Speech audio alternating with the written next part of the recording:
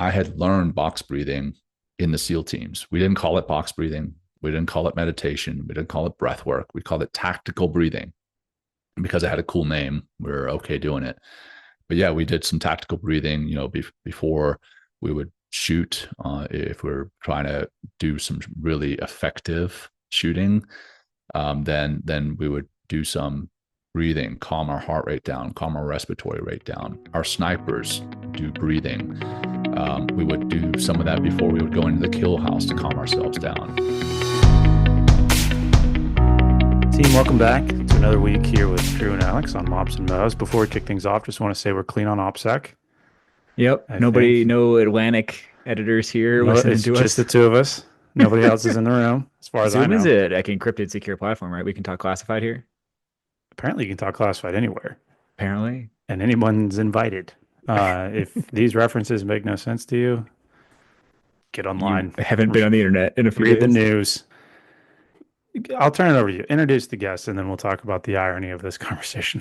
Sure. It is some pretty funny timing here. Jon Macaskill, our guest today, is a retired Navy SEAL commander turned consultant and mindfulness and meditation teacher. Trust us, you will hear all about that journey in the episode. He was actually born in South Africa, but grew up in Ruston, Louisiana.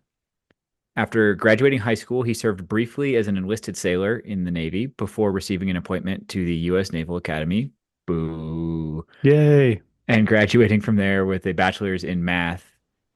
He also has a master's degree in operations research from the Naval Postgraduate School. During his 24-year Navy career, Jon served in Iraq, Afghanistan, off the coast of Somalia, and in Panama. After retiring, he served briefly as the Deputy Executive Director for the veteran nonprofit Veterans Path. He now runs a podcast called Men Talking Mindfulness, does keynote speaking engagements, owns his own consulting company called Frogman Mindfulness. In all of those roles, his desire is to improve cultures and individuals through mindfulness, meditation, vulnerability, and compassion. And you'll hear a little bit about his family as we talk to him, but Jon's wife, Becca, also served in the Navy and is now a civilian orthopedic physician assistant. And they are the proud parents of 3 kids. And we've only had a couple of these so far, but after 6 months living as a family in an RV, they settled here in Colorado Springs, where I am. Whoa. Yay. I'm correct in my recall here that one of the main reasons we brought him on was his posts on LinkedIn. Yeah, that was the original reason. So here's the irony, team. Listeners of last week will know that we had to cut out sections of the conversation because we were talking about women in combat, and that is frowned upon in this establishment. Not in this establishment. I know, it's a quote from a movie. No laws. Out there in the DOD, laws. In that establishment, it's frowned upon. New laws. Here we are a week later talking about women in combat. And this time it's included in the conversation because... Yeah, we don't have to cut it this time. We don't have to cut it out. Having said that, though, and you'll harken back to the bio you just read, this conversation kind of goes a couple of different directions, which, as we've said before, is one of our favorite things to do. So there's a fair amount on mindfulness and meditation, which I think is fascinating, and also a fair amount on his takes around women in combat, which, again, were fascinating and not edited out. Yeah. So enjoy, although I will say this intro makes it sound like the episode is about women in combat. And that's kind of what we had sort of initially thought it was going to be more about. It's kind of really about mindfulness. It's about both. It's about a lot of things. It's a good conversation. Enjoy. Well, first, I should give credit where it's due for making the episode happen. I think I reached out to you on LinkedIn initially, but you're a busy guy. You get a lot of messages, and I had to call in the Nate Palin assist to make the connection happen. Friend of the show. Yeah, it's good to name drop. Or Nate drop. I'll take that, yeah. High five, Nate. You are here in Colorado Springs then, right? I am. Nice. Yeah. Okay. Yeah. We're not an in-person podcast, obviously. I'm the Colorado Springs half, and then Drew is out in North Carolina. Oh yeah, that's how I do it with I run a podcast as well, and my counterpart is in New York City, so oh wow, I get it. So same I time, think it's easier remotely. We've talked about doing in-person stuff a couple times, but I honestly don't know how we'd set it up. I've never even met Alex in person. We did one in person, and it went well, but it is a lot more of a technical setup. Yeah, having multiple mics, especially if they're the nice nice mics. I mean, you can get the cheapo ones, but yeah, I it's think tricky. Alex, was I telling you, Tim Ferriss, I remember saying sometime like he sends all of his guests microphones. Hmm. Yeah, I've got a couple of friends who do that too. I'm like, man, that's got to get expensive. Yeah, For we're not at that sure. level And the yet. podcasting game is enough of a money suck. Yeah. Right. Well, Yeah. additional credit to Nate. Was talking to him today, and he assumed we had just chatted already because your latest LinkedIn post is as close to talking about measures of performance versus measures of effectiveness as you could Yeah. get without actually saying the terms. Before we dive in, are you familiar with the concept? Oh Because yeah, that might help. I've got an operations research background, so Perfect. mops and mows. The Right. origin of Yep. mops and mows right there. Yeah. For Yeah. the audience members who don't appreciate that, the military kind of took mops and mows from the ops research world. And John put up a post today, I think, maybe this morning, of talking about like productivity, not in Yeah. terms of hours of work, but actual accomplishment, which is exactly that. Yeah, that's right. Yep, exactly. The Google sign saying we measure results instead of hours. Yep. Yeah. Yep. Exactly. We appreciate that. We how we came to the name was sort of a mistake too. I remember I knew I wanted to start a page and I like wrote in my notebook a bunch of different names for a page. And I settled on Mops and Mo's as like a temporary solution until I figured out a good name. That's always how it works, though. And it Yeah, just stuck. You can't change it once you do that. But that's That's right. always how it works.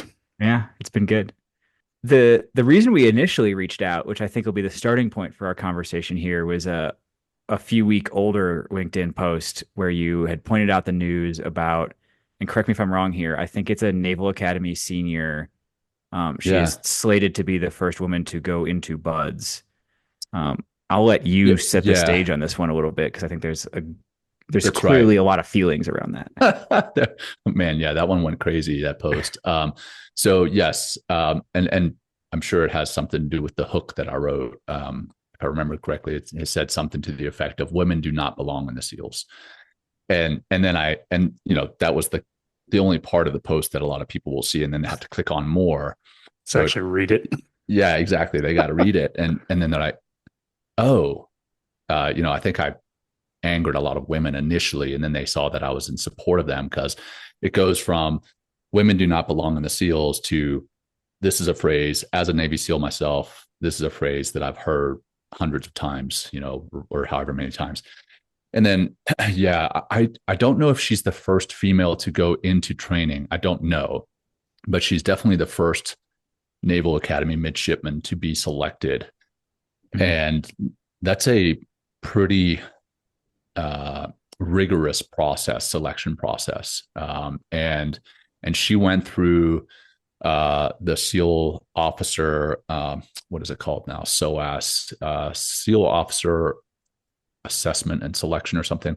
I forget exactly, but it's basically the summer before you go into the senior year, you go out to buds and you do some of the training, and then you get assessed, not by the instructors, but by your fellow cohort, the rest of your cohort. And she apparently did really well.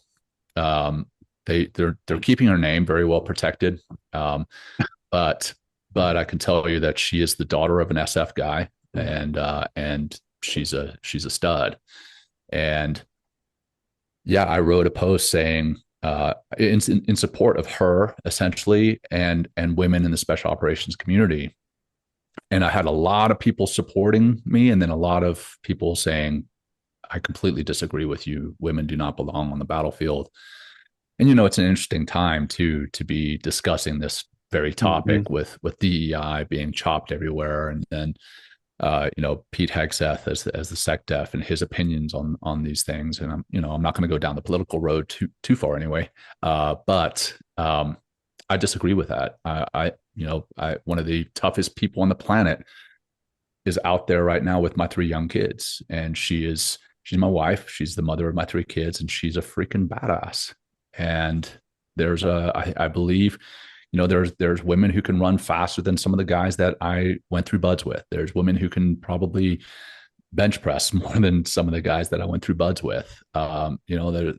Yes, they are fewer and they are further between, but if they meet the standards, I think they belong there. And yeah, there's going to be people who complain and say, well, if a woman is in a SEAL platoon, there's probably going to be favoritism or sexual harassment, or it's going to change the culture of the teams, or any number of things, or the guys are going to try to protect her more than they are going to try to protect their brothers. That comes from watching G.I. Jane. That argument, I'm like, okay, you've watched too many movies, because when I'm on the battlefield, I'm not sitting there thinking, well, that's a gender, that's a male, that's a female, and I'm going to protect the female. If we're on the battlefield, I'm protecting everybody on my team. And I believe, at least I like to think, that everybody is that way. And then, some people said, well, if she gets killed, how are the guys going to feel? And I thought, well, we feel like crap if a guy gets killed. Why is it going to be any different? And I've got daughters, and I still don't believe it's going to be any different. Maybe I'm naive. I hope that I'm not proved wrong, but I certainly believe that operators protect operators. Those on the battlefield protect their brothers and sisters, and they will continue to do so. And they're going to feel the same way if we lose one. So, yeah, that's what that write-up was all about, and it was inflammatory, to say the least. I'm with you. I mean, I agree with everything you're saying, but since you've sort of been in the thick of it, if you had to counter argument yourself, like what are some, in your opinion, maybe like effective counter arguments to the point being made, which is like, if you can meet this standard, it should not matter if you're a guy, girl, lizard, dinosaur, whatever. But like, what are good counter arguments you've seen? Yeah. I would probably say the best one is that it's going to change the culture. And I don't know that that's necessarily a bad thing, to be honest. I love the SEAL teams. I love the brotherhood. And yeah, there's a lot of locker room talk, right? Yeah. Behind the closed doors. But when we really peel back the onion, we're all human beings. My wife works in the medical industry, and she says she's an orthopedic PA, and she says when they're in the OR, the gloves are off. Well, I guess the gloves are on in the OR, but the gloves are off as far as yeah. But as far as the banter, they talk all sorts of nasty crap, and they have a dark sense of humor, just like a lot of the SEALs and special operators do. But I would, that we got to point at the Rangers. They've had women go through Ranger training. Now I know they're not in the regiment yet, but we should put an asterisk on that and say they are in the regiment. We've had one on the podcast who served in a staff role. But nice. I'm abundantly aware that there have been there is at least one female Ranger platoon leader. Oh, wow. I think there's been a female Ranger company commander. I need to update my knowledge. Thank you for straightening me out there, Alex. But that right there just builds my point, builds my argument against my own counter argument. Wow, I'm getting confused here. It's inception over here. Look at this. But yeah, eventually it's going to be better. Women are in submarines. Women are in fighter jets. I think, or I won't say necessarily better, or worse. I think it's just going to be different, and that's just the sign of the times. It is where we are, and I'm not going to push back against it. Embrace it and see how we can best employ women on the battlefield. I mean, I've gone out on the battlefield with women. They weren't there necessarily for combat purposes, but they were the combat support teams. They were there to talk to the women on the battlefield, right? Like once we cleared a house and things can calm down and we were taking the prisoners, if you will, off of a site, we had our women talking to the other women, and that's where we got a lot of the intel. So yeah, I feel strongly, but other people feel strongly. What I really felt was interesting on that post and other posts since then, there were a lot of people who disagreed, but they did it very respectfully. then there were others who just Yeah. launched into full attack. And I'm like, wow. And then you hide behind that keyboard pretty well. Oh man. Yeah. Keyboard warriors, man. That emotional regulation might be one of the areas where women outperform men. Indeed they do. And I think I wrote about that, the emotional Yeah. intelligence or emotional regulation or something to that effect. Yeah. So that's where I want to bring it back a little bit, kind of tie in the Mops and Mo's theme here of like actual effectiveness. Because you mentioned your own experiences in combat working with women. And correct me if I'm wrong, first, I should check. I should know more about the SEALs than I do, but the mission set is direct action, reconnaissance, and hostage rescue primarily, right?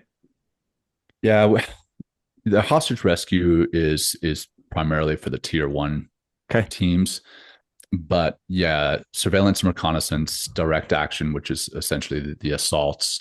Mhm. And my son's going to come in here and say hello. Hey, buddy. What Yeah.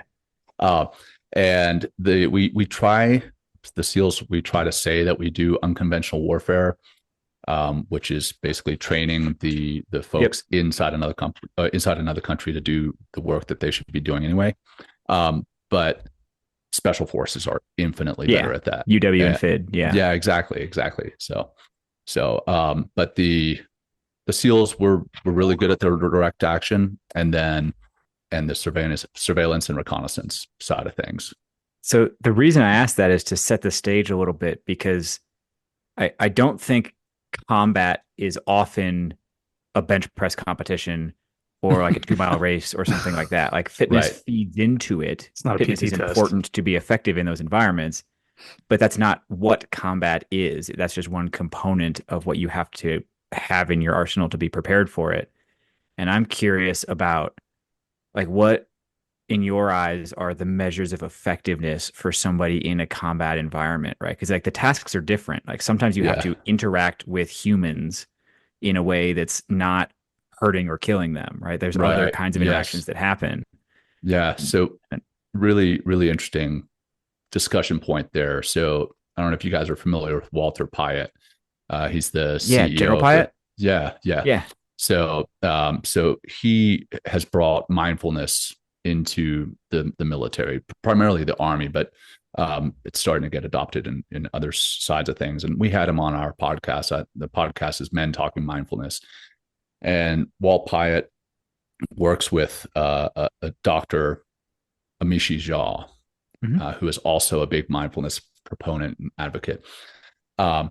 And I asked him, I said, how can you promote these traditionally calming practices that kind of get you in touch with your emotional side and all this for somebody who is going onto the battlefield? Is that going to decrease their lethality? And I knew the answer, but I was still asking him.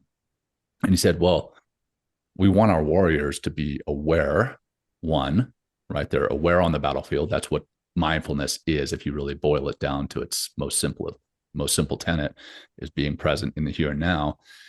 And then there are times when our combat warriors have probably escalated things quicker than they should have been, or to a level that it never should have gotten to.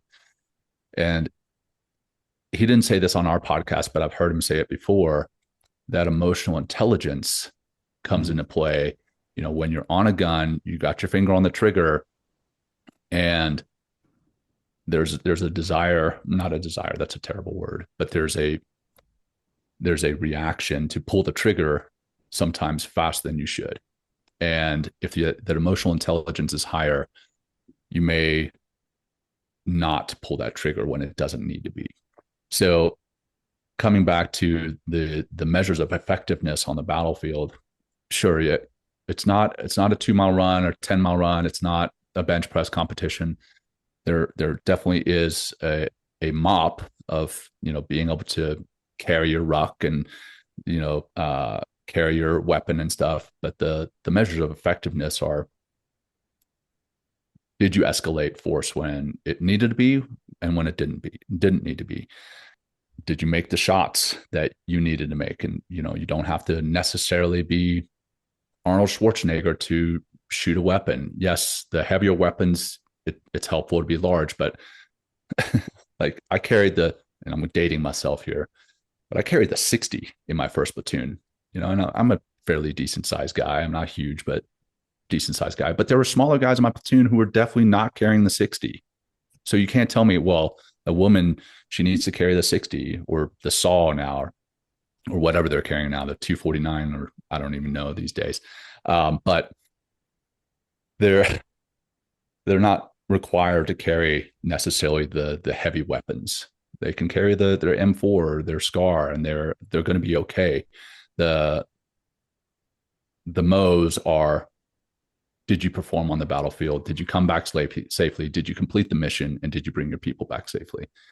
You know, for a while in Afghanistan, people were trying to do the body count like we were in Afghanistan, like we were in Vietnam. Yep. That's a classic example we use to explain. That's not the Mo, right? Yeah. Like that's so ineffective. Did we win in Vietnam? No, but we killed more people than they did.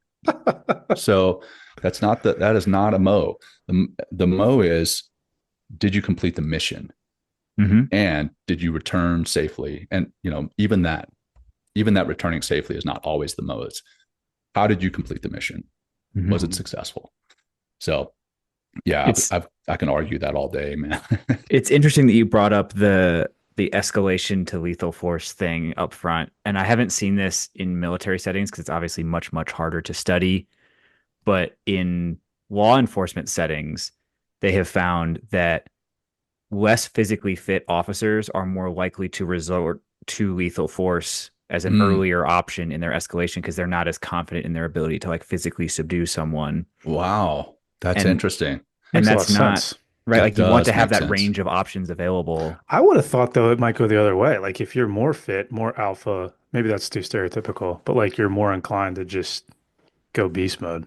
Did you guys watch Reacher at all? No. Yeah, that guy's. Okay. I wish I looked like that, man. Me too, man. And I wish I had his attitude. He's just so calm, cool, and collected. I know. Even when he's whipping up on folks. But for Alex, if you're not familiar with Reacher, he's basically this law enforcement guy from the Air Force. I think he's retired or he's out, and he's just huge. He's freaking huge. He's like a truck, and he rarely escalates force. He has a lot of force escalated on him, and then he normally wins. But that's kind of how I envision it. Like the calm, cool, and collected guy is normally the person who's the most confident in their abilities. Mm-hmm. And the person who is being the loudest in the room is really, if you look under the hood, they're super insecure. So that makes sense. I can totally understand that. That kind of comes back to your LinkedIn comments a little bit. Yeah, exactly. There were some I was just like, I'm not even going to defend that. I don't need to.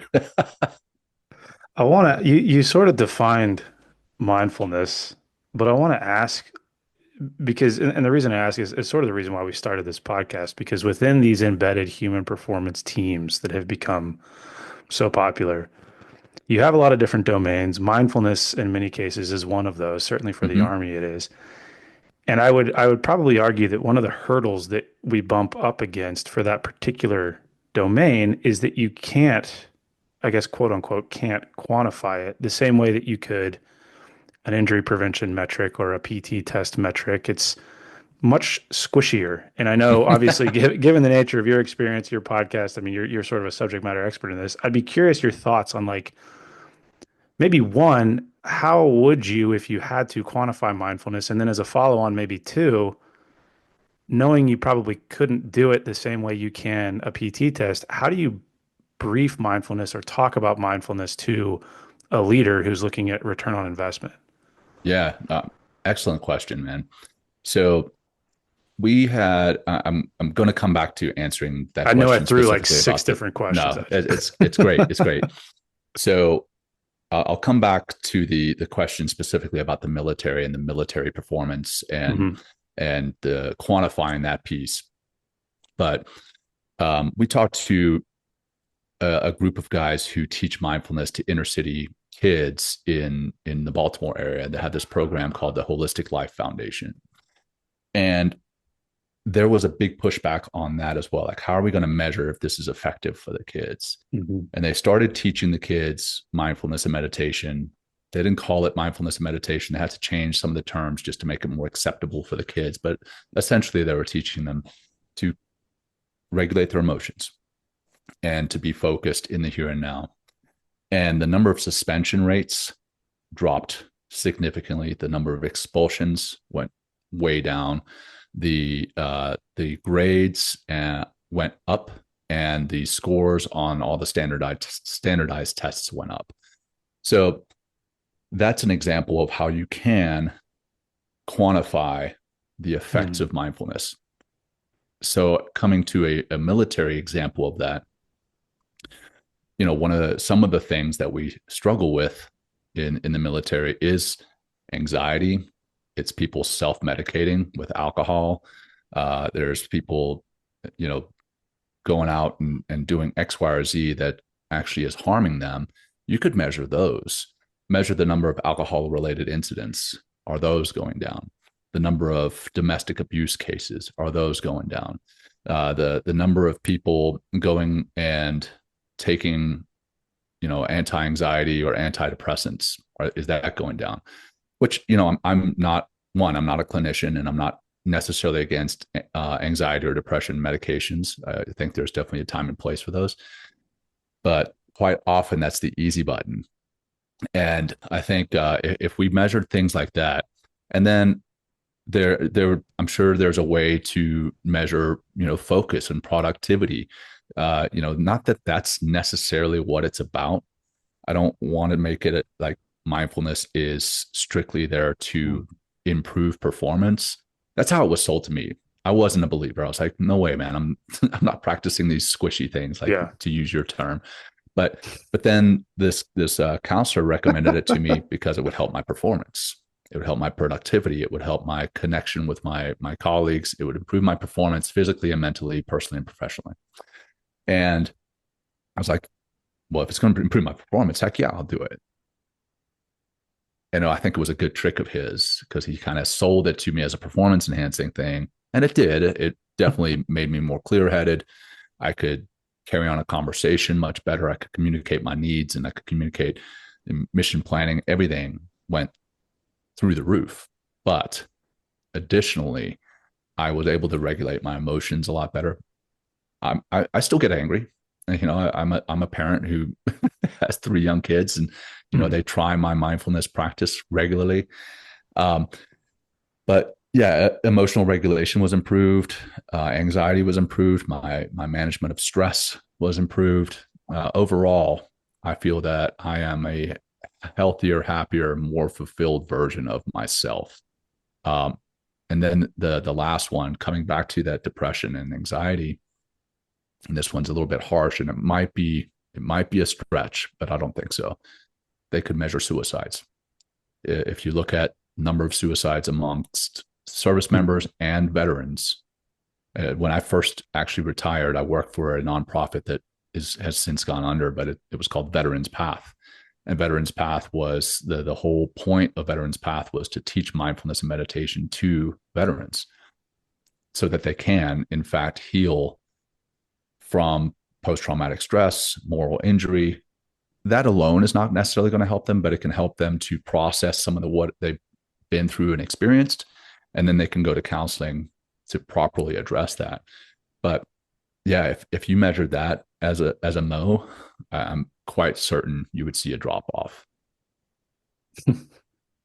Because I know people are going to want to know this, what are some of your actual tangible mindfulness practices? Like if you were to come and talk to a bunch of folks, like do X, Y, Z, or is it that simple? It's simple, but it's not easy, man. Like people are like, what, you teach people to breathe? That's what your job is? Like, yeah, it's simple, but it's not easy. So one of the first things I teach is just box breathing, and you guys may be familiar with that. And a lot of military members are. Mark Divine, baby. Yeah, exactly. Yeah, Mark's a friend of mine. Nice. And yeah, he actually just got hurt recently, but I think he's doing okay. But anyhow, box breathing. If you can envision a box, for those who are listening, I'm going to draw this. For those who are watching, will clearly see what I'm talking about. But You basically breathe in for a count of 4, which is the first edge of the box. You hold for a count of 4, which is the top of the box. You breathe out for a count of 4, the other edge, and then you hold for a count of 4, which is the bottom. That's why it's called box breathing. And then you do that 4 or 5 times.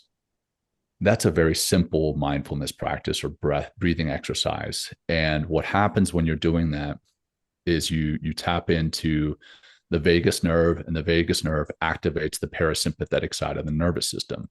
Parasympathetic side of the nervous system is called the rest and digest side, right? The other side is the sympathetic side, which gets us into that fight, flight, or freeze. It gets us ready for war, gets us ready for a fight, gets us ready to react. As we are able to tap into that parasympathetic side of the nervous system, we calm down. We are more present in the here and now. So that's a very simple practice there, but it's, again, not easy because people just forget to use it. Mm-hmm. Another one is, it doesn't even have to be meditation or breath work. It just be a mindful pause in your day, right? Specifically, maybe not specifically, but more often for men, when we wake up in the morning, we're in go mode. We're going from when we wake up until when we go to bed. We rarely separate ourselves from being connected. And when I say connected, I mean to some type of technology. Like, we go for a run and we're like, oh, I'm going to go and exercise, but we pop in headphones and we listen to a podcast, which, if you're listening to Mops or Mo's or Men Talking Mindfulness, thumbs up. But otherwise, yeah. But we're trying to be so productive. We're trying to make something of every single waking minute. And by doing that, we're actually burning ourselves out mentally, physically, emotionally, spiritually. And so just taking a pause every so often, putting your phone aside and just sitting and being. Like, the other question I get is, oh, so you teach people to do nothing, to just sit there. I'm like, yeah, essentially, because we need to be taught to do that. Literally, when I teach somebody to meditate, the first thing I do is I have them sit still for 5 minutes. And you would be amazed how many people struggle with just sitting still. I don't tell them to breathe properly or differently or focus on their breath, or we don't do any mantras. We literally just sit there for 5 minutes. And man, when they're done with that 5 minutes, they're like, that was a struggle. I'm like, yeah, well, we need to do that more often, is just sit and be. So that's another practice. Or a mindful meal, right? A mindful meal is, taking your phone and putting it aside, getting out from behind your computer, getting away from technology. Maybe if you're able to, go sit outside, have your meal, pay attention to the food that's on the plate, the smells, the shapes, the textures, the colors. You bring all your senses into play when you eat. And then also notice what you're feeling when you're eating. Like, are you eating because you're sad? Are you eating because you have to? Because you're eating. Why are you eating? Right? I've eaten a lot emotionally. And when I take a step back, I'm like, I wasn't even hungry. Why am I doing that? Mm-hmm. So, those are some very simple practices that you can implement without ever meditating. It doesn't have to be meditation, but there's definitely benefits to meditating. As you meditate, you can also tap into that parasympathetic side of the nervous system, and you can shrink physiologically. You can shrink the amygdala. The amygdala is the part of our brain that kind of controls that other side, the fight, flight, or freeze reacting side. And if you're shrinking the amygdala, then you're going to be more present. It also kind of rewires your prefrontal cortex and makes you think more rationally more often. So I just said it makes you think more rationally, but it also simultaneously thickens what's called the corpus callosum. So I don't mean to nerd out too much, but I'm going to nerd out just here for a second. Go. That's what we're here for. Yeah. The corpus callosum is the part of your brain that connects the left and right lobes. Well, very many of us are in that left lobe, which is the black and white figures, facts. We're analytical, right? Especially, Mops and Mo's. How can you not be, right? So the other side of your brain, the right side, is more empathetic, more compassionate, more creative.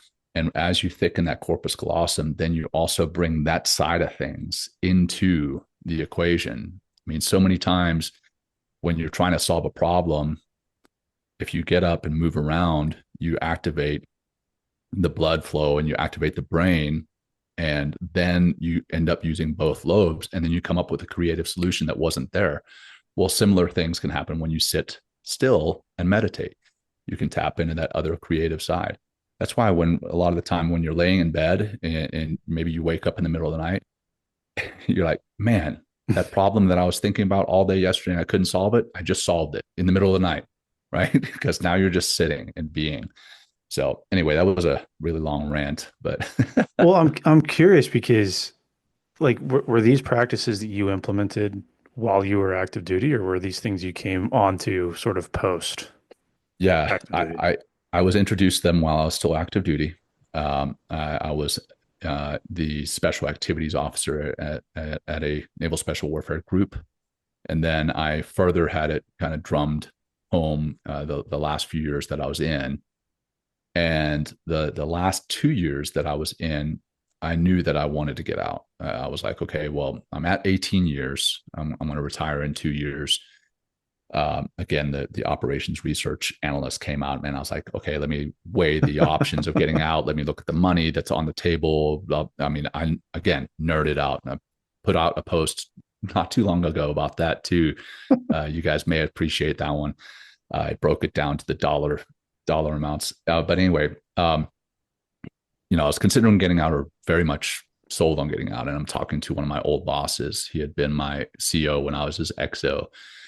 And I told him that I was thinking about getting out. He's like, okay, so what are you doing? And I was like, I don't know, man, I've got 2 years to plan all that. And he's like, that 2 years are going to evaporate like that, right? It's going to go like the blink of an eye. And that night I went home and I put together a plan of action and milestones, and figured out what the next 2 years of my life was going to look like. And I wanted to be a commercial real estate guy. And then when I put that plan together and I started talking to folks in the commercial real estate industry, I realized that that's not what I wanted to do. Not that there's anything wrong with it. It's just it wasn't for me. So then I was like, well, I'm going to get into private equity. Did the same thing, plan of action and milestones for what that's going to look like. Spoke to some folks in that industry. I was like, okay, that's not for me. And all this time I'm meditating regularly. And I had somebody come up to me, and it had been after I'd been practicing for a while. And like, Jon, what are you taking? Like, they thought that I was taking some type of performance enhancing drug or some type of anti-anxiety med. And I have taken those, but I wasn't on any at that point. And he could have sworn that I was taking something. I was like, well, I'm not. I'm actually meditating regularly. And so he and I started meditating together. I wasn't a teacher at the time, but we started meditating together, listening to, a guided meditation on an app. And I saw some changes in him. And then I looked back at that. I was like, why can't I do that for a job? Why can't I figure out a way to teach mindfulness and meditation to folks and make a living from it? Because, I feel that I have a heart of service. It's one of the reasons I joined the military, and I would like to continue to serve, just in a different capacity. And this is how I'm doing that. So since retiring, I've gone all in, man. Like, if you look at some of the books on my bookshelves behind me, they're all about meditation, mindset, resilience, grit, compassion, emotional intelligence, all the things that if you had asked me 10 years ago whether I'd be teaching, I was like, no, man, I'm going to be a warrior. Commercial real estate. Yeah. Right. So definitely some changes, but yeah, I'm fully on board, fully sold. And the science is there. Mm-hmm. So we've had a couple episodes that orbit this topic a little bit. We had Ellen Langer on, and we talked a lot of mindfulness there. Mm-hmm. I don't think we've gone directly to the topic of meditation in a tactical way yet. We've talked about the benefits of mindfulness, but you've talked about guiding people through meditation. I'd love to hear, like, if there's a listener who's thinking, I want to try meditating. There's a co-host who's yeah talk to me. Yeah. Like, step one, what is it? Like, how do we get people started on trying this? What's the experience? Yeah. So I made the huge mistake after listening to that counselor who recommended mindfulness and meditation to me. I'm a type A personality. So if I'm going to do something, I'm all in. Mm-hmm. So the next day I downloaded Insight Timer at the time, and I found like an hour-long meditation. I was like, if I'm going to do it, I'm going to do it for an hour. Damn. And it did not go well, not well at all. Like within like 25 seconds, I was all over the place. My mind was on everything except the meditation. So I went back to that counselor the following week. I'm like, hey man, yeah, meditation's not for me. It doesn't work. And he's like, oh, so what did you do? And I told him what I just told you guys.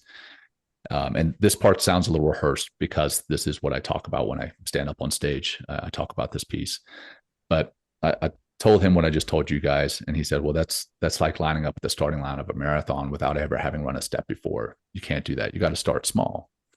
So I said, "Well, what does starting small look like?" And he reintroduced me to box breathing, and I say reintroduced because I had learned box breathing in the SEAL teams. We didn't call it box breathing. We didn't call it meditation. We didn't call it breath work. We called it tactical breathing because it had a cool name. We were okay doing it. But yeah, we did some tactical breathing, before we would shoot. If we we're trying to do some really effective shooting, then we would do some breathing, calm our heart rate down, calm our respiratory rate down. Our snipers do breathing. We would do some of that before we would go into the kill house to calm ourselves down. Coming back to your question, but I had to kind of lay the foundation there. You got to start small. Start small. Don't try to jump in all the way. Work your way up. And it's all really about consistency. So it could be a 2-minute meditation, which, you can find those online. I recommend starting with guided meditation before you go to just a timer. But start with guided meditations, start small, and then stay consistent. And once the kind of the magic number, according to Amishi Jha and Andrew Huberman, which, if Huberman says it, it's the law. But apparently about 8 weeks of regular practice, once you hit the 13 minutes per day, not 13-minute singular practice, but 13 minutes per day, that's when the physiological changes happen. Like literally the rewiring, the structure of your brain changes, and the way that you respond changes. I say respond specifically rather than react because you respond more often than you react now because you've rewired your brain, you've calmed your nervous system, and you've calmed your body down. So a lot of things change there, and it doesn't take meditating for an hour a day. It takes time, it takes consistency, and it takes discipline, staying with it. Like there's times, there's definitely times I don't get my 15-minute meditation in. I try to meditate 15 minutes in the morning and 15 minutes after lunch. But there are times when, I'll get up in the morning and, my dogs are barking or my kids want to go out and my entire morning plan is wrecked. And I can't just be like, hey guys, I'm going to take my 15 minutes to meditate. So maybe I'll get 3 minutes and then I'll get another 3 minutes later. And then it adds up cumulatively to about 30 minutes a day for me. And when I said the magic number before, I did not say 30, I said 13. And if you can get supposedly about 13 minutes for about 8 weeks, that's when it starts to physiologically change. But I'll also tell you, just like going to the gym, right? If you go to the gym for 2 months, you start to see some changes, right? You even get people commenting, they're like, oh man, I see you getting in shape. It's not like you arrive at this fitness level and then you just stop going to the gym.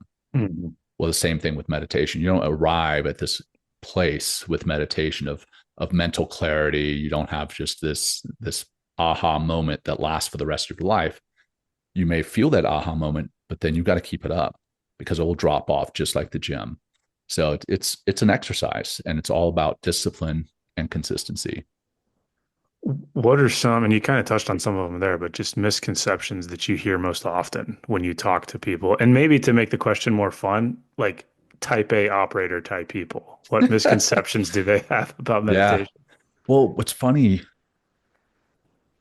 is it's actually fewer people in the special operator side of things, like that type A. Initially, like probably 10 years ago. I don't know, some magic number. I'm sure there's a point of inflection there, but um, you know, I think that these practices were looked at as soft and for the weenies, if you will, kind of the hippies and the monks and the weirdos. And I don't have anything against hippies or monks or weirdos for that matter. but I mean, heck, I'm a weirdo, so maybe it is for the monk with the weirdos. But yeah, it seems like the special operations community is actually really taking it on. It's there, yes, to improve performance. People do embrace it for that reason or for those reasons, but it's also there to allow them to process their emotions, to process things they've done or maybe haven't done on the battlefield. You know, sometimes what you haven't done on the battlefield affects you just as much as what you have done, and it allows them to process that. It allows them to be more present. You know, there's a lot of time that you're not at home. Well, when you are at home, you want to be present with your family, and that mindfulness makes you able to be more present with your family, makes you more present with your friends. It makes you more present as a leader in the platoons, in the teams, in the troops. So, yeah, it's been really interesting to see how the special operations side has actually grasped onto it, and it seems like it's getting some traction there. Some of the other misconceptions are that, you know, meditation is sitting there in the lotus position, you know, chanting with the fingers. Yeah, right. And hey, if that works for you, that's great. I never do that. Never. I sit in this chair right here and I meditate in the morning. And then I will do some walking meditations. I walk my dogs and I don't take any headphones or anything. And I just pay attention while I'm walking. I pay attention to, you know, the cool breeze, right? Alex, it's pretty cool here. The past few days, it's been nice. But a few weeks ago, I mean, we had negative temperatures, right? And I'm out there in my my full ski garb, man, like ski mask, goggles, everything. But I didn't have my headphones. I'm like, just embrace this moment, sit with it, be with it. And that's what a lot of mindfulness is. It's just sitting with what it is you're experiencing in the here and now without judgment. Because a lot of the time, you know, if I'm out there, I'm like, F this cold, right? It sucks. And or, you know, if I'm sad, I'm like, oh, it sucks that I'm sad. Or if I'm mad, it sucks that I'm mad. No, it's just what it is. It is what it is. And without judging that. So that's another misconception, is that it's just, you know, a certain pose or a certain length of time. And granted, I just did say 13 minutes, but it doesn't have to be an hour long, is what I'm saying. There's also the misconceptions is that they're soft practices. It's not at all. It's actually really difficult to practice and then stay disciplined and stay consistent, like I mentioned before. There's some that people believe that mindfulness and meditation, not only is it a soft practice, but it's going to make you soft. No, it doesn't. Yes, it might give you more insights. It may make you more empathetic and compassionate. But I tell you what, some of the hardest people on the planet that I know are also very compassionate. Mm-hmm. Also, you know, like they can be kind, they can be caring, but you cross them, they will crush you. And that's fine. Like I feel I'm that way. I'm certainly not what I used to be, but if you mess with my family, you mess with my friends. Yeah, for people not watching, there's a knife and a gun behind you, so that checks out. I'm not going to be nice to you, right? So, but I still feel that I can be compassionate. There's a lot of misconceptions. I actually have this document that I put together at one point, like 16 myths about meditation and mindfulness. I'm trying to remember some of them, but those are some of them that I just mentioned there. Mm-hmm. I'm a little curious about what counts as meditation, kind of, because you mentioned like getting outside without headphones and things like that. And I like trail running. Colorado's a great place for it. Yeah, it is. And I try to I don't always go without headphones. Like sometimes if it's a really long run or something, an audiobook helps you get through it. Sure. But I do try to spend like a deliberate amount of time in nature without my phone on me, right? Without any device. Yeah. And I don't think I do that with meditation in mind necessarily, but you're out there, you're moving, you're just letting your mind wander. I don't know if I'm meditating by accident or.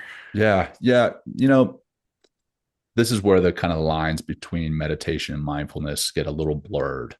So there are truly walking meditations. Like I will lead a walking meditation, which is literally like 10 steps. You walk 10 steps and you're focusing on literally like every single muscle and micro muscle and all the tendons and everything that you feel as you're walking. You do it super slow. You do it barefoot, ideally like in the grass. You could feel the blades of the grass touching your feet. And as you take a step, it's not just flat foot. You're like barely touching the ground with your heel and then rolling onto the balls on your feet and then putting your toes down. And it's pretty wild. Like you do that 10 steps back and forth and it takes about 20 minutes, which sounds very slow because it is. 20 steps in 20 minutes? Yeah. It's wow. super, super slow. But you think if you go that slow, you're kind of forced to pay attention to the physical aspects of everything, right? Also, you tune into the cold breeze or maybe the heat, the sun on your skin. You tune into everything that it is you're feeling in that moment, physically, mentally, emotionally. And that's a walking meditation. I mentioned before going with the dogs. That I guess is closer to mindfulness than meditation, and that's again where the lines get a little blurred. You guys will appreciate this. So the OR part of me, when I describe mindfulness and meditation, I always talk about the intersections and unions of Venn diagrams. And the way I see it is there's this really big circle that is wellness. That wellness includes spiritual wellness, mental wellness, physical wellness, right? And then within that circle, there's another one that is mindfulness. Mindfulness overlaps with some of that spiritual wellness, some of that mental wellness. There's some intersections and unions there. And then even smaller inside that mindfulness piece is meditation. So meditation to me is mindfulness, but mindfulness isn't necessarily meditation. That makes sense, right? You guys seen the Venn diagram? Squares and rectangles. Yeah. Yeah. Right. Yeah, exactly. Right. Exactly. A square is a rectangle, but a rectangle isn't a square. So, yes. So I would say, that run that you're doing without your headphones, it probably starts out as mindfulness. And then at some point, you probably do get into a meditative state, right? You're probably starting to focus on, your lungs and are they burning, or your knees or your ankles. And you're starting to, sometimes you tune in, you're like, man, I feel really good. Or maybe you're tuning in, you're like, man, I feel like crap. So I think with something like that, it kind of transitions from mindfulness into meditation. But yeah, I don't know that you can truly draw a line and say, well, this is meditation and this is mindfulness, but there is a little bit of separation there. And then there's overlap. Meditation to me is when you're focusing on some type of focal point, some type of anchor. That anchor could be your breath. Anchor could be your mantra, a body scan. There's tons of different anchors. But in your example there, Alex, when you're running, you may initially pay attention to the breeze or the sun on your skin, like I said before. But then maybe you tune a little bit further in. You're like, okay, I'm tuning into my knees. That sensation in my knees is now the anchor. And that's, I think, when it becomes a little bit more meditative. So it's interesting you say that, because one thing for me, like I've lately have just sort of dove into a rabbit hole about stress, anxiety, workplace, all that kind of stuff. And for me, and I know a lot of people, there tends to be some sort of, I don't know if like twitch is the right word. Different people react different ways to stress, anxiety, that kind of stuff. I pick my cuticles. Other people do all kinds of different things. I'm literally doing that right exactly. now. And I don't feel stressed, but I'm still doing it. Well, what I realized was that while doing that, I sometimes am not breathing or am breathing very shallow. And when you dial into the breath and start to focus on the breath, I don't know if this falls into mindfulness or meditation or both, but focusing on an anchor or a space and time, what have you, figuring out what's actually causing that twitch. I know I'm using that word. It might not be the right word, but sure. That's been a very interesting practice to implement in kind of the daily rhythm. And it's, for me at least, it's showcased the importance of the breath piece, Mm-hmm. which I think gets to what you were going after with the box breathing and all that kind of stuff. I say all that, it sets up my question in no way, shape, or form, but you mentioned it, you mentioned it All in right. passing with your beautiful Venn diagrams. I'm curious your commentary on where spirituality plays Mm, into some of this. And yeah. reason being, backtracking even more, talking about quantifying things, another very hard pillar to quantify. Spirituality, mindfulness, like I'm just going to hand that over to you and let you run Okay. with it. Yeah. Great. I'm glad you went here. So I do have a lot of people who are of particular religions Hmm. who push back against meditation, and not even particular religions, particular people in particular religions push back. And I'm going to highlight Christianity here. I'm personally Christian, and I have some fellow Christians who are like, how can you teach mindfulness and meditation and be a Christian? I'm going to come back to that. I also have a really good friend who has a great saying, and I'm probably going to botch it here. But he says there's a difference between religion and spirituality. Religion is sitting in a church thinking about being in a boat fishing, because that's what happens a lot of the time, right? You're in church and your mind wanders. Spirituality is sitting in a boat fishing and thinking about God. And I've always thought that was so profound. It's a really simple kind of knuckle dragger, simple statement, but I'm like, man, that's exactly right. Like there's It's times skiing for me, but it's yeah, not fishing. exactly right. Yeah. Like I think about God probably more often outside of church than I do Hmm. when I'm inside of church, Mhm. which I don't know is necessarily good or bad. But anyhow, um, the coming back to Christianity and mindfulness or meditation and meditation. For me, when I pray, if I don't if I'm not mindful during that prayer, how do I know what I'm supposed to pray about? And if I don't meditate before the prayer, maybe my mind isn't settled and I'm thinking about my bank accounts, or I'm thinking about the fact that I got to pay taxes or change the oil on my truck or whatever. And that prayer isn't going to be what it could be. So to me, meditation helps my mindfulness, which helps my prayers, which helps my connection to my spiritual higher power. That's for me. And then vice versa. If I'm not in touch with the here and now, if I'm not paying attention to what I am feeling and thinking in the here and now, then how am I supposed to pick up any type of spiritual messages that I may receive? And I'm not talking about, an angel walking through my door or Hmm. anything, miraculous like that, but just little subtle whispers, if you will, that we receive in the spiritual realm. So I believe that mindfulness and meditation can actually make us more spiritual beings. And I will push back against, when I say push back against, I don't mean fight with or get in a massive argument with, because that doesn't accomplish anything. But I will push back against Christians who say that mindfulness and meditation is counter to Christianity. I mean, if you open up the Bible, it talks about meditation.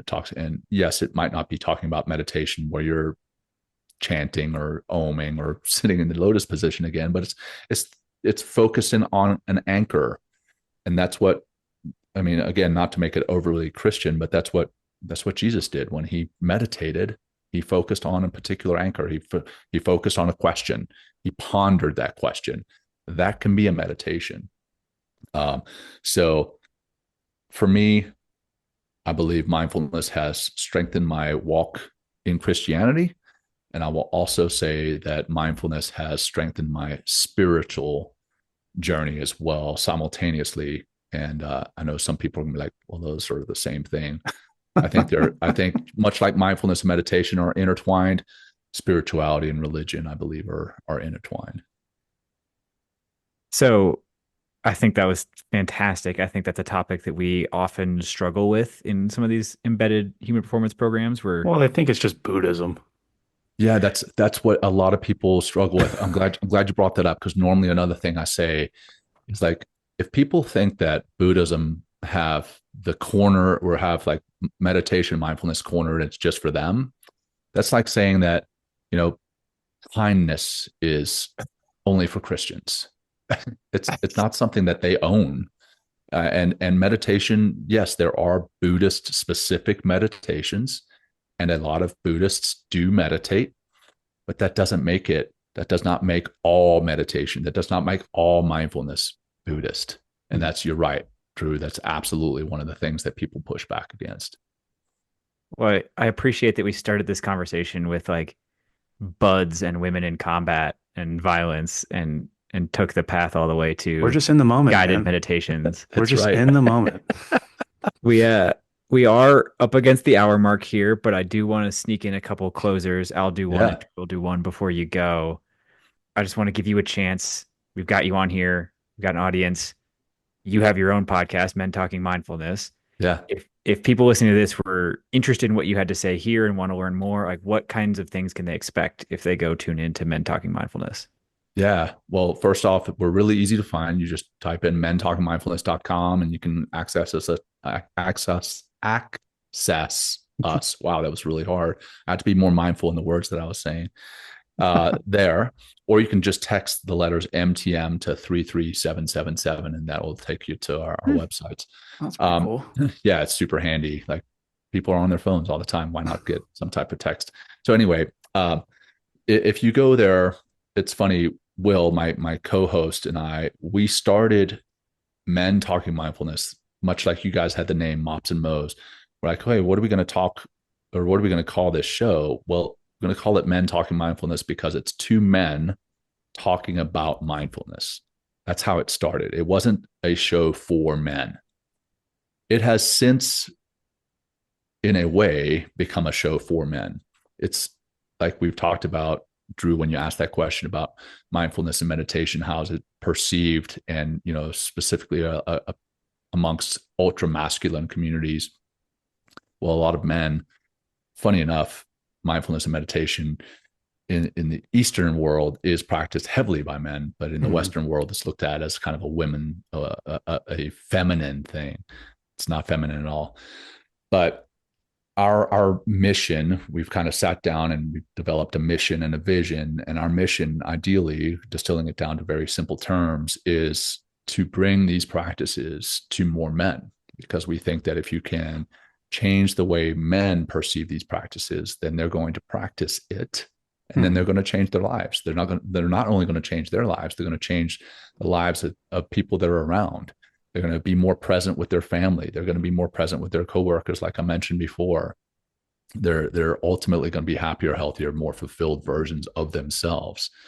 So it has since become kind of a man's show. Now we do discuss topics that apply to men and women, but a lot of the time we're specifically talking to men. So funny, our listener base is about 70% men. So there's women who still tune in to our men's focused show. And when I've spoken to some of the women who listen, they're like, well, we want to know all the insights. We want to know what our husband is thinking. We want to know why our husband is thinking this. We want to know what we can introduce our husband to, the resources and tools. So we love our female listeners. They're awesome because they're listening not just for themselves, but they're listening for their significant others in their lives, whether it's their spouse, their father, their brother, their son. There's a lot to be learned from both sides, but it has become primarily a show for men. So this is one, I've used this a couple of times, but I think based on our conversation tonight, I'm particularly interested in where you're going to go with this. So it's a two-parter, which I seem to do a lot. Yeah. One thing you've changed your mind on, one thing you've doubled down on. And sometimes we cage that within sort of 5 years, but that's weird. Just Yeah. go for it. Yeah. So one thing I've changed my mind on, again, I won't go too far down this rabbit hole, but politics. Where I stood on politics 5-10 years ago I'm in a completely different place, and I won't let you know on the show which side I'm on, but I think you could probably guess. And then what have I doubled down on? Man, I've doubled down on trying to be a better father. I believe I believe I'm doing a good job, but we could always do better. So, I try to spend more time away from my phone with my kids. And I try to be understanding of where they're coming from. I've got a 7-year-old, a 5-year-old, and a 3-year-old. Their brains are not fully developed. And yet, the commander part of me wants to come in and give them orders. And, I have to double down on being compassionate and empathetic and understanding of where they are and why they are where they are. So I think that's, what I've changed my mind on and what I've doubled down on. Well, Jon, I got to say thank you for coming on. I don't think this was the conversation I thought it would be when I initially read your LinkedIn post and knew we would do a podcast, but I think it was an extremely valuable one. Yeah, hopefully it was valuable. Yeah. Hopefully, what was the effectiveness what's the mo for this? Well, I don't know what your experience podcasting is, but Drew and I have consistently agreed that the podcasts that go the least to plan, the ones that don't have notes ahead of time, those tend to be the most valuable. Yeah. Those are normally the most authentic and fun for both the hosts and the guests, and then probably the listeners too. It helps when you have your own podcasting setup, and so we don't have to talk through audio and cameras. Right. But no, thank you. This has been a pleasure. A lot of fun. Yeah, it has been indeed. So thanks for having me. Team, welcome to the after party. We're here. We made it. I'm glad I was invited to this after party. That's cool. Yeah, thanks for stopping by tonight to do the podcast. Yeah. Before we dive into the actual content of that episode, immediately before the episode, he mentioned podcast rankings and where we stand. And I had seen him post about the rankings for his own podcast on LinkedIn, but I hadn't followed up on where he was getting those numbers. So right after we finished, I went and checked where Mobs and Mo stands, and this is kind of exciting. Global rank top 3% of podcasts. That's kind of neat. Aren't there 10 million podcasts? Yeah, I mean, the low end of the thing is anchored by a lot of people with no downloads, but it's still cool to be in the top 3%. No, although the system, whatever this page is that is assessing podcast charts, it doesn't quite understand us because it does say that our hosts. No one understands us. They think our hosts are Jon Macaskill and Chris Free, which is interesting. Jon has only been on the podcast once, I think, and then Chris has been on the podcast twice. So I don't know how they're getting host credit on these rankings, but we should doge those guys. Taking credit for our work. Apparently. And more pressing news, though, the conversation with Jon just now. We mentioned it there right in the closer, but certainly, I mean, I don't know, for you, Jon's a mindfulness expert. That's he mentioned his podcast. He's got websites, write-ups, all the things. But it's not where I discovered his stuff. Where I discovered his stuff, like I said, was that post about women in the Navy SEALs. Exactly. But I think, I'm glad we went down that road because like you mentioned, we've had conversations like that before. Where Jon shined for me was his ability to make it very practical. And exactly I know what I was going to say. We lined up some questions as we were going along to tease a lot of that stuff out. But I mean, here you have a guy who is a mindfulness expert, but having come off the back of a career as a Navy SEAL where you have a very type A command type, charts, graphs, bippity boppity boop. So hopefully folks that arrived at the end of that episode walked away from there with a couple different resources, a couple different, if you'll forgive me, action items. I know I did. So yeah, if you ask me a week from now, what were 5 things I did this last week? I think meditation might be on that list. Elon. I'm going to try the 5-minute thing, and I'm tempted to try the 5-minute thing with people who come in to see us at work. I don't think you can sit for 5 minutes. You put your phone away and do it for 5 minutes. I'd be impressed. Oh yeah, man. I mean, I might have to run to keep the jitters away. But I did, no joke. I should have brought it up during the conversation, but I used box breathing with a service member a week ago or 2 weeks ago or something like that. We went outside, sat in the sun, because they came in for fitness related things, as they tend to, and often you find that there's underlying stuff going on. Performance peripherals. Yeah, for this individual, stress was clearly the issue. Mm-hmm. That became apparent pretty quickly. So we tried some strategies to address that. I don't know if I was necessarily super successful with the initial efforts, but I think mindfulness is probably like zone 2 training in the sense that you can't like overdo it. Well, maybe you can. John just mentioned the time that he did. He tried to go for an hour, but yeah, my point there is that self-limiting. sure, there's probably folks that listen to this. I know I probably fell in this camp at one point in my life where it was like, oh, I don't need that. Like I got stuff figured out, whatever. But I would challenge people to give it a try because I feel like inevitably what will happen is if you go to start working on your mental muscle, so to speak, you will probably very quickly find that there's a lot of not loopholes, but a lot of holes, a lot of gaps, a lot of weaknesses. So again, shameless plug for John's work, John's podcast, and a big thanks to him for coming on. Hey, Alex, let's cover our ass real quick.